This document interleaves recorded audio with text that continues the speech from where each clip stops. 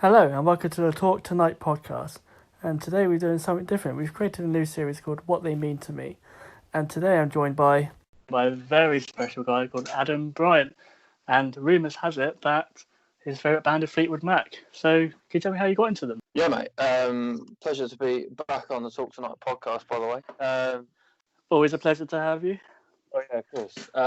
Well, yeah, I mean, Fleetwood Mac was something that, I've got sort of a lot of favourite bands, quite a few for different reasons, but I think Fleetwood Mac have been one of those sort of constants throughout sort of, the whole of my life. I mean, it stems from my dad.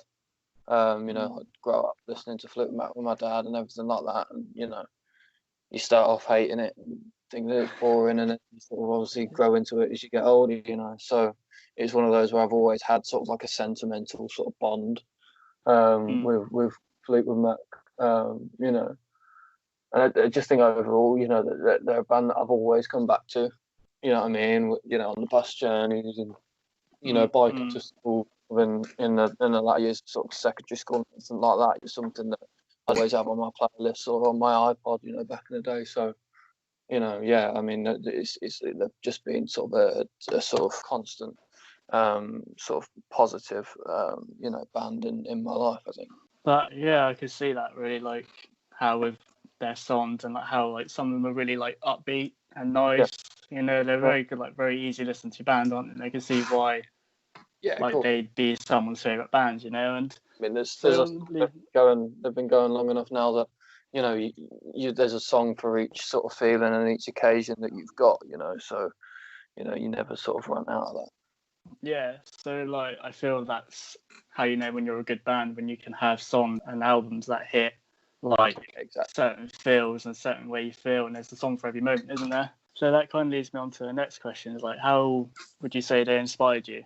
I mean, it sort of comes hand in hand with sort of how I got into them, I suppose. I mean, my dad obviously always liked them, and my dad also was sort of in a few bands, and he did a lot of Fleetwood Mac songs in those bands, and I grew up watching. And I think obviously, I then started to perform those songs with my dad, in the last couple of years, and it all stems from sort of doing my research, and there's documentaries on YouTube and things like that on Fleetwood Mac, and they are sort of just the stuff that they sort of went through and the different stories that they have to tell, and the nearly moments where Fleetwood Mac weren't a band anymore, or it didn't take off and things like that. I think you don't hear about anymore. Within bands, everyone's just great mates and they've all been together since university and all that sort of stuff. Whereas Fleetwood Mac had just been sort of clubbed together almost. They had a divorce, they had, several relationships and things like that. And they sort of showed, for all those years that a negative can always be turned into a positive thing. And they did that through creating albums around those stories that they had to tell. And I think it's a mantra, it's a mantra you can sort of take into your life, and sort of really sort of use that to spur you on. And I think that's the inspiration that sort of, that I got from them personally. Well, it's a pretty decent answer there. I was quite moved by that. So like, yeah, so you go on about like the how they've like split up a few times and etc. Yeah. And like to get back together and still have that same like, what's the word for it? That sort of huge fan that they have, and even with like not some of the members there, like I know sometimes it's not all the members, is it? So exactly. Yeah, so leads on to the next question. I know they're pretty renowned for being excellent live, so I've heard. And that like really goes on. So have you seen them live yet? I haven't actually. I've always wanted to, but I think at this point now, obviously Lindsey Buckingham left a few years ago, and Lindsey Buckingham, the guitarist, was one of the main sort of people that I sort of looked towards in the band. Him and Mick Fleetwood on the drums, and Lindsey Buckingham's left, and while they are still Fleetwood Mac, it does seem a bit sort of not so much sort of tainted, but I think that the reason that I would be going for that. You know, Big Love is a superb song live when Lindsey Buckingham does it by himself on the acoustic guitar, and without that, I think I've missed my chance to sort of see them live when I sort of would have wanted to. I think. Yeah, no, I get that. Like, it's not the same, is it? Like, No. for me, for a band like that, it'd have to have the full original lineup, you know? Yeah, exactly. And I think, you know, it's sort of put it in the same vein as well. I never got to saw, you know, the Beatles or the Rolling Stones or someone like that. They're all legendary bands, and you can't, you know, you just have to sort of face it that, you know, sometimes you can't get to see these bands, and that's fine. You know, you can still enjoy it, you know. I mean, like, it is a good thing we have things like YouTube and that now, isn't it, for these exactly. kind of things. Big outlets now that sort of you can. I mean, I've got a couple of vinyls. I've got Rumours and Tango in the Night, you know, on vinyl. But you know, I've got all the rest of them on my phone, so it's, you know, that's always a fallback. So you know, exactly. It's great to have that, and you can listen to all sort of the B-sides and then never before release sort of stuff, and you know that it's good that you can have like their whole back catalogue, isn't it? Yeah, absolutely. So, like, obviously you haven't seen them live, so like if you could say like who, this is going away a bit from Fleetwood Mac, but if you say like who's like the best band or artist you've seen live, who would it be at this moment in time? For me, at this moment in time, my favourite band that I've seen live was the 1975. Just everything, you know, for that 2 hours, hour and 45 minutes, whatever it was. Yeah, everything was just spot on. The lighting was incredible, and the whole show and the performance that they put on, for me was incredible. I think that, both times, or in Manchester or Reading. I would say Manchester was probably the better experience. I think, you know, in the arena sort of suited what they were a lot more. And while Reading was the first time I saw them, and it was fantastic for me. You know, that Manchester arena gig was really, really special. Yeah, I can imagine. Like, probably had a sense of feel there, didn't it? Yeah, absolutely. And considering like it's a hometown gig as well, isn't it? Exactly, yeah, for them, not too far from where they grew up, and you know, it's, you know, that obviously made it a lot nice. A bit more into it. So yeah, it's hard. Like it's sort of like, say like Fleetwood Mac, it's hard because it's like obviously they did that tour, didn't they? Like last year or 2 years ago now. Yeah. I can't remember when it was. Last year, I know they did a couple of Wembley gigs. Last summer, I think it was. So yeah. But like I was like looking at ticket price. Like, I mean, like you were deluded to you think it's not going to be expensive. Oh, absolutely, yeah. But you need like a mortgage to. Yeah, exactly. Looks like it's just mental. Yeah. And like I think like the cheapest one was like £50. Yeah. Which is still a lot, obviously. But that was for like right up in the gods, and exactly. It's one of those, you know. It's you know, you could have gone, you know, I would rather go see them, you know, 30 years ago and sort of see them at all. Do you know what I mean? It's one of those you don't want to sort of see a lesser, you know, of what you've grown to, and then, you know, that sort of tarnishes your not your view, but the way you listen to them and everything like that.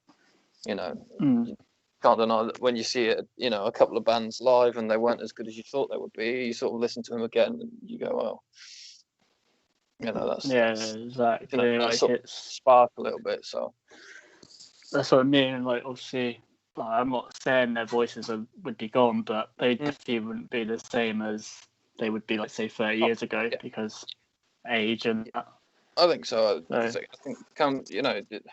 There must have been a point that, you know, they've come to and gone, I'm so bored of this. Do you know what I mean?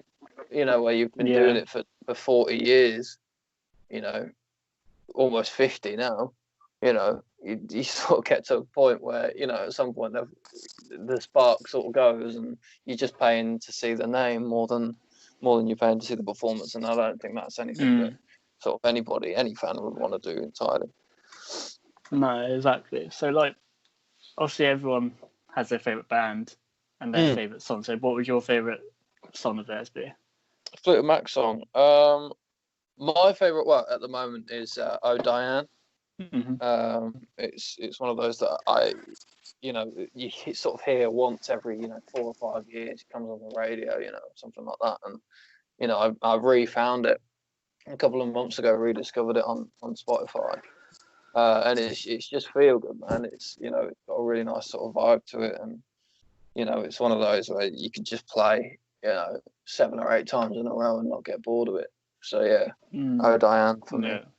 Yeah, I mean that is like nice to have that song where you can just like maybe not listen to it for a while and then go back into it, and it has that like sort of kicks like has that sort of nostalgia feel to it, doesn't it? Like take you back to a certain place or time period in your life. Yeah, I mean there's a couple. I mean Oh Diane is up there for me at the moment, but I mean Seven Wonders is a big tune. That's on pretty much every playlist. I Mate, Big Love, like I say, the live version of that with Lindsey Buckingham is mental. I never usually listen to live versions of songs that much, but Big Love is something else. So yeah, there's a few up there for me, but yeah. So going on from favorite tracks, you say you have a favorite album, or I'd say it's sentimental. My favorite album is Tango in the Night. It's it was a sort of prime sort of 80s album, and it's something that I remember sort of the first sort of, not the first, but the deep conversation that me and my dad had one time in a long drive. It must have been about half hour, 40-minute drive. We listened to Tango in the Night, the whole way through.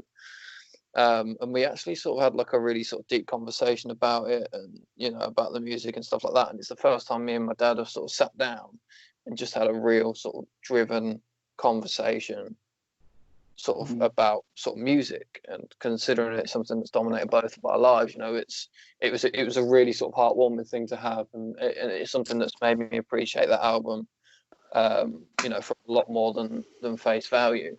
But otherwise, obviously the music's just great, and it's all 80s music as well, which falls right into my into my ballpark. So yeah, you do love the 80s music. It's a guilty pleasure of everyone's 80s music. It's not even a guilty pleasure, man. I just I love stuff. if you like it, if you like something, I don't think it should be a guilty pleasure. You should be open with it, Oh yeah. I mean, there's no negatives in liking something. I don't understand that viewpoint of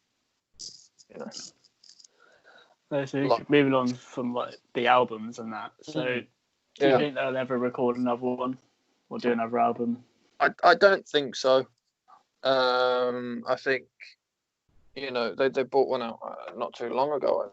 I think a few years ago they did, but they're doing these sort of remastered albums and things like that, and I think that's sort of the right direction. The right direction for them is to sort of remaster these and release sort of B-sides and demos and sort of early recordings and things like that, and sort of give almost their sort of core fans, the 40, 50, 60-year-olds as they would be at this time, something not, I don't know, like a nostalgia point of view, I suppose, sort of from when that those albums were sort of first released in the 70s and 80s, to almost give that another layer, and give that another go, and the B-sides and things like that have been added to this deluxe versions of albums and the remastered versions of albums have been super. So yeah, I would probably suppose that they're going to keep sort of doing that and keep going on what they've done before. Well, I suppose like they're at that level, aren't they, where they wouldn't have to, because they've made it, they've done everything that they need to do. They could release the same song 10 times and people would still buy each of those 10 songs.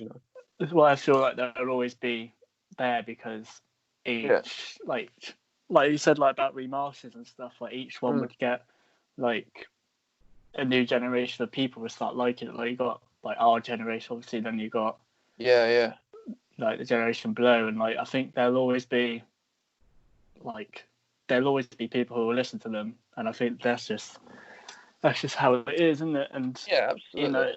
they're obviously timeless now, aren't they? They're that's it. Will be here in the music sort of sphere forever. They're not going to sort of fall off, and people always come back to that. From the Chain and the old F1 theme tune to to everything else that comes with that.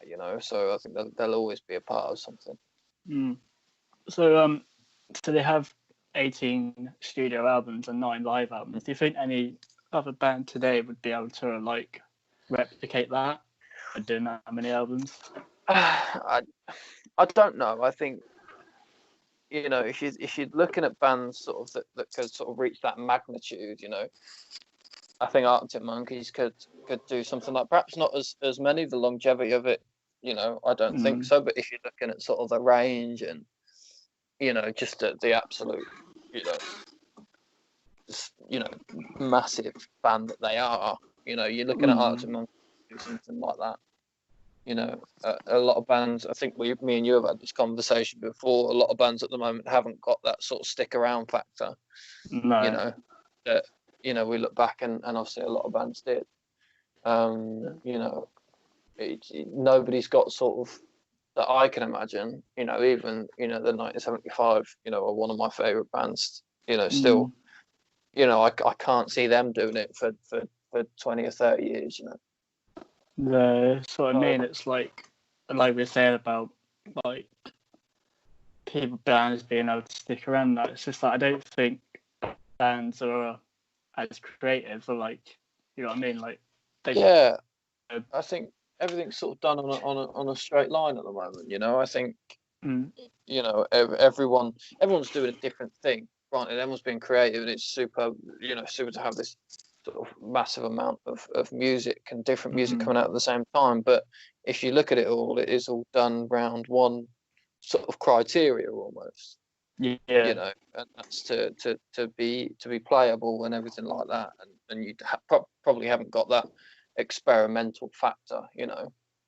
Like Fleetwood Mac obviously did Tusk, which they spent sort of, I think it was one of the most expensive produced albums, had this stupid amount of songs on it, and it flopped massively. But we look back at Tusk now, and it was, if you take that sort of aspect of it, it was just a change. But I think bands are too scared to do that now because of sort of the bad press. It's hard. I just kind of want someone just to be like, you know what, fuck it. Yeah, you look at Arctic Monkeys' last album. Yeah, it's a prime example, isn't it? Very few people like that when it come out, But now everyone's on it. Everyone thinks it's one of the best albums, of the last few years. So look, it's one of those things where bands have really just got to hit it and try it and see how it goes. Yeah, exactly. Well, again, this has been absolutely amazing, as always. Thank you for coming on, Adam. It's always a pleasure to have you.